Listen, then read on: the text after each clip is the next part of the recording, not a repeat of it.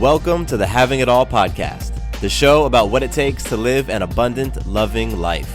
My name is Matthew Bivens, and each week I'm helping you get out of your head so that you can truly have it all. Let's do it.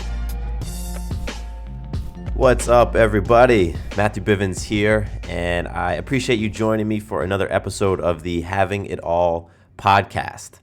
Now, for this episode, I'm starting this off by letting you know that this one is definitely one you don't want to be listening to with young ears around. I'm going to be talking about some subject matter that's a little bit more on the more mature side, and I imagine my language will venture into that mature area as well. So it'll be a great idea for you to pause this and listen when you are by yourself. Because today's episode was inspired by a question I received just last week by someone very close to me. And she asked me this question, and it really got me thinking about the transformation and growth and healing that I've experienced recently over the past 4 years. And, there's a lot in there in my story that I think you all can truly benefit from and potentially be inspired by. And I know that because a lot of you guys have reached out to me via email on past episodes and said that things that I've shared have really resonated with you. And so I really think this episode will be one of those. So again, this is a more mature episode, definitely rated explicit. And I'll give you all a second to go ahead and make sure that you're in a cool place to listen. All right. So the question that I was asked was a simple question. And it was, what has been the cause of my shifts, the transformation, the growth, and the healing that has happened in my life over the past 4 years? Because 4 years ago, it's 2017 right now. So in March, really this month, March of 2013, I was a much different person, as I'm sure a lot of you are as well, because we're constantly changing and evolving. And I have changed and evolved a hell of a lot over the past 4 years. So where I was 4 years ago, well, I had very low trust in myself, very low trust, very low confidence that I could do the things that I want to, achieve the things that I want to, become the person that I wanted to become. I spent a lot of time envying others. I spent a lot of time looking at people and really just being jealous of them physically, how they looked, jealous of what they were able to achieve, jealous of their bank accounts, jealous of their romantic relationships, jealous of so many damn things. And it when you're in that place, you don't form a very empowering or positive self-image. So my self-image was really damaged.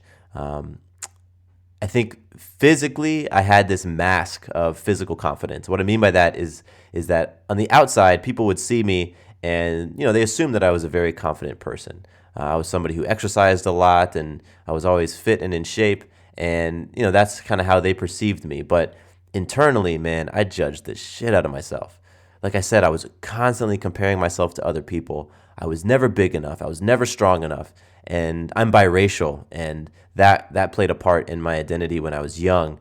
Having people ask me questions like, "What are you?" My dad's black and my mom's white, so I kind of have this coloring in between. But I always was feeling like I was never dark enough. I always wanted to be darker, and that stuff messes with your mind, and it warped my mind. So I had that going for me. I was completely financially immature, and what that looked like is that I was scared and really avoided anything that had to do with personal finance. I was afraid to look at my bank account. I was anxious during any financial conversation. I had debt, and I didn't know what to do about it, so it just kept accumulating. I kept gaining or opening up new credit cards and spending the money. I didn't know anything about budgeting. I just avoided all of it. And that contributed to my scarce mindset. I never felt like I had enough money. I never felt like I made enough money. I never felt like I was able to make money. I just felt like I was a person that was going to be struggling for their whole life. And all of these things played a part to impact my relationship. And so 4 years ago, I was with Sarah, who's now my wife. And, we were dating at the time. And I think our intimacy, would be described lukewarm at best. We kind of had this lukewarm bedroom romance, and both of us were bringing into the bedroom, into the relationship, bringing our fears and our judgments and our critical self-talk. And they just didn't, the sparks weren't necessarily there. And yet we were very much into each other. We loved hanging out with one another. We considered one another our best friends, but there was definitely things that just weren't popping like they are now. Now that's where I was. That's what my life looked like 4 years ago. And now 4 years later, crazy shifts have happened. So, I'm going to say this with humility, but I have an insane amount of confidence right now. And that confidence really is flanked by, like I said, humility. So I've come to understand things about myself, how I operate, what I'm capable of, things that I never knew before.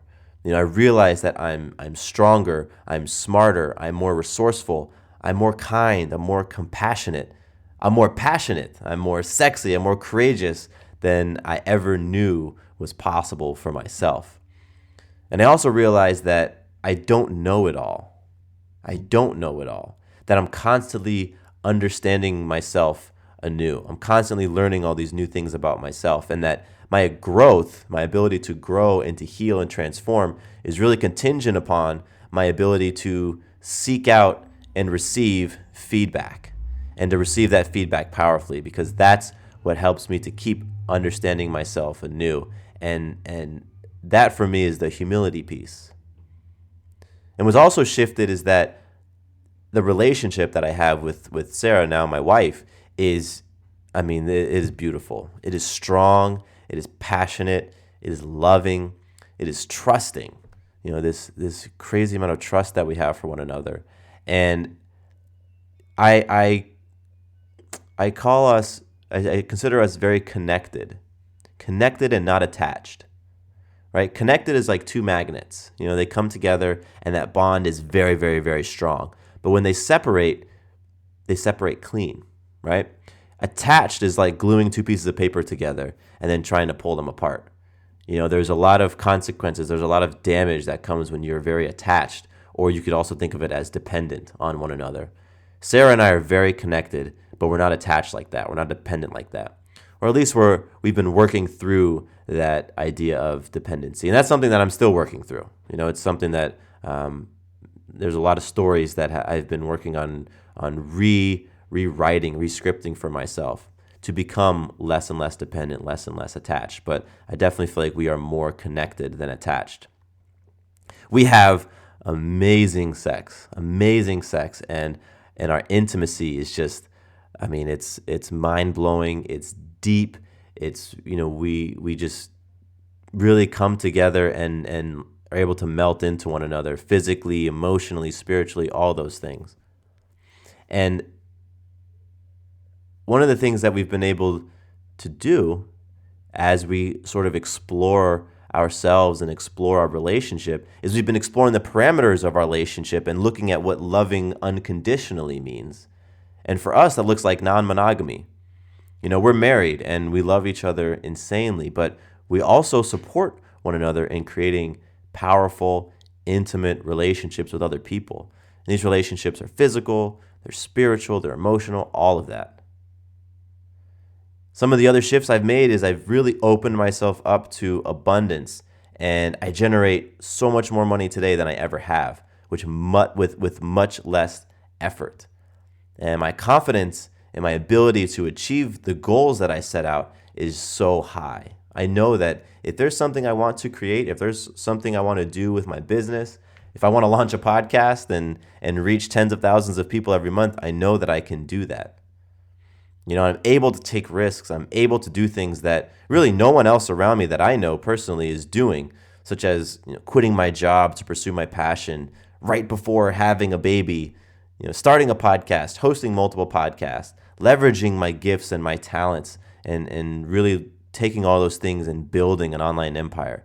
Those are like some of the shifts that I've made over the past 4 years. So to go from that place of just fear and playing small and scarce and highly dependent and critical to a place of love and abundance and humility and compassion and so many other beautiful things, that was what my friend was asking me. What did you do, or what helped you go from place A to place B over the past 4 years? And so I'm going to share with you what I told her. I'm going to share with you the things that really, really helped me. And there's three main things that helped me to shift and evolve, transform, and heal my life. The first thing is that I understand what choosing love and choosing fear feels like. I understand what those two things feel like because I spent so many years of my life choosing fear.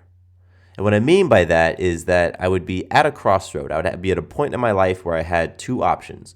One option scared the shit out of me, terrified me, intimidated me, and made me feel anxious and nervous. The other option made me feel comfortable. Comfortable because it wasn't a threat. And so many times in my life, I chose that comfort. I chose that non-threatening path. I chose the path that allowed me to be in my ego, that allowed me to be in my fear and not have to be tested. And I did that again and again and again.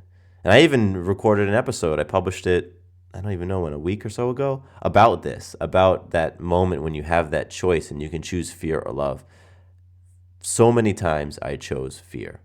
And every time I chose fear, I always knew that I was choosing the fear, and I always felt like shit afterwards. Because I knew that I was letting myself down. Because I knew that I had given up an opportunity to grow and to really see what I was made of. So having done that so many times, I knew what it felt like to choose fear. And I also knew what it felt like to choose love. Because this, sprinkled within all those fear choices were times when I did actually, step up and be courageous and choose love and do something that made me nervous, but I would do it anyway. And that leads me into the second point, and that's really knowing that growth and power and transformation is on the other side of stepping into your fear. So for me, every time I would make the loving choice and say, you know what, I'm going to do this thing because I know that on the other side of that whatever the nerves are, whatever that fear is, I know that it's going to be sweet. I know that I'm going to feel amazing. I know that I'm going to be energized. I'm going to feel more confident. And that's what happened every single time.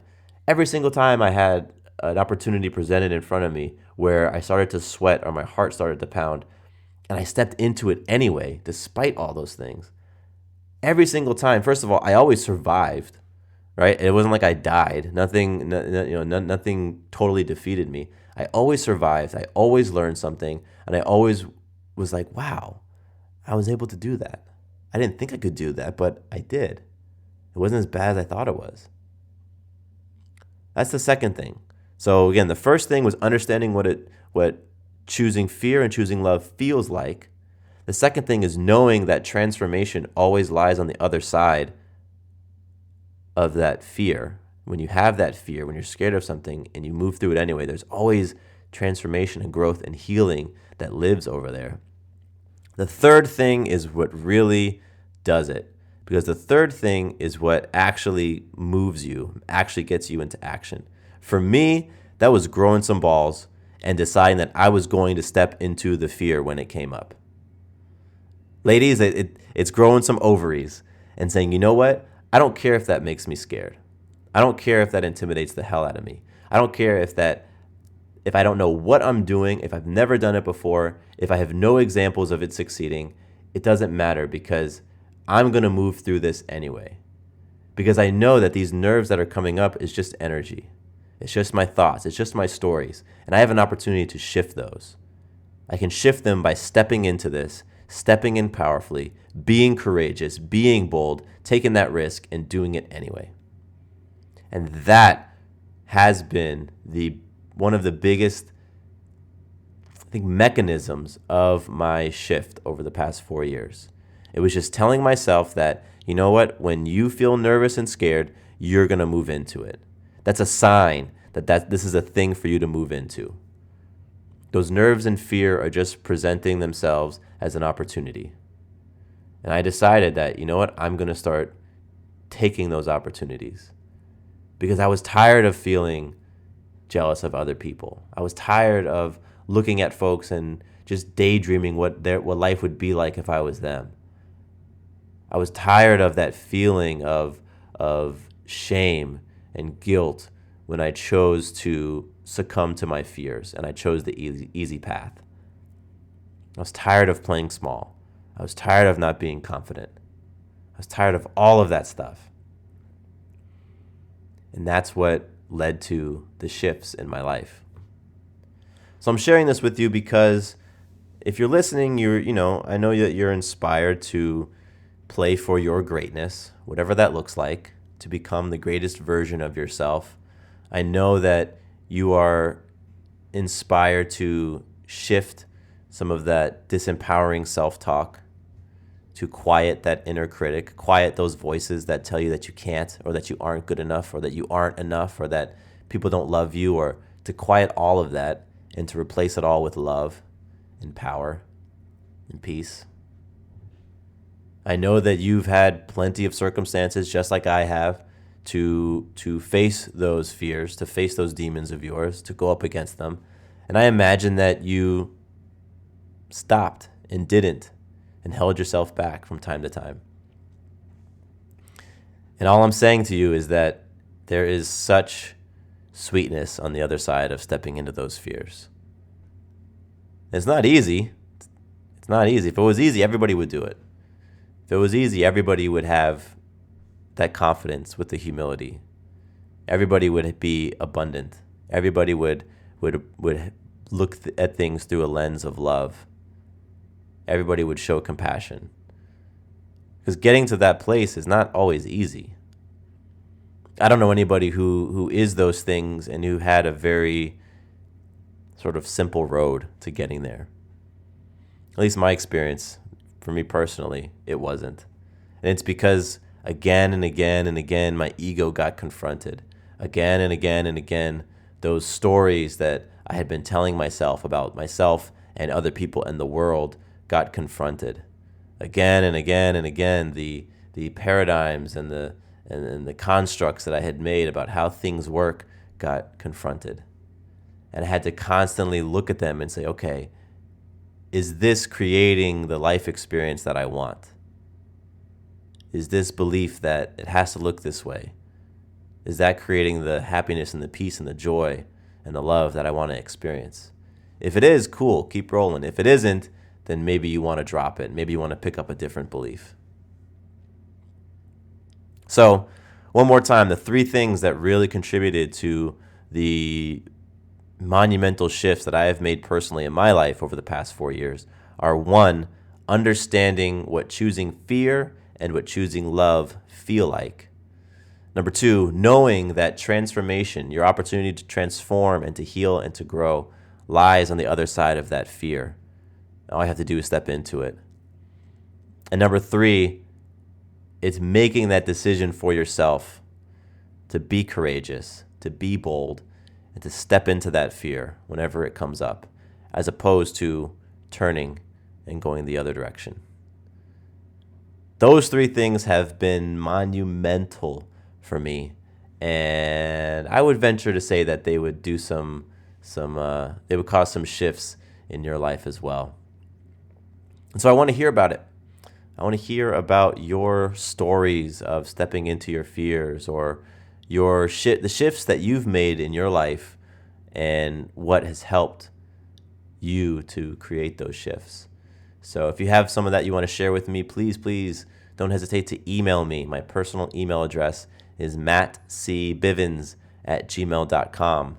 That is my personal email address. And all the folks who have emailed me know that I get back to every single person who emails me. And I would love to hear from you. And, if you want, I can share your story on the podcast, I'm open to doing that as well. And if you've gotten something from this podcast, if you enjoy listening, if you're a regular listener or this is your first time and you're like, man, you know what, this is kind of cool. I dig the vulnerability. I dig the boldness. I dig this conversation. I would love and appreciate you subscribing on iTunes. Subscribing on iTunes and leaving a review. A review takes about 30 seconds. And honest review, that's definitely what I want. Honest feedback. And that'll be super cool. Super, super cool. The notes for this episode are going to be over on Fireside Network. I have a few notes in there, and I'm also going to put a link to the music that I use on the show. And again, that's at firesidenetwork.com. And I think that's it. I can't think of anything else to say. So you guys are awesome. Thank you so much for hanging out with me. I really, really, truly appreciate you and am grateful for your ears. My name is Matthew Bivens, and here is to you having it all.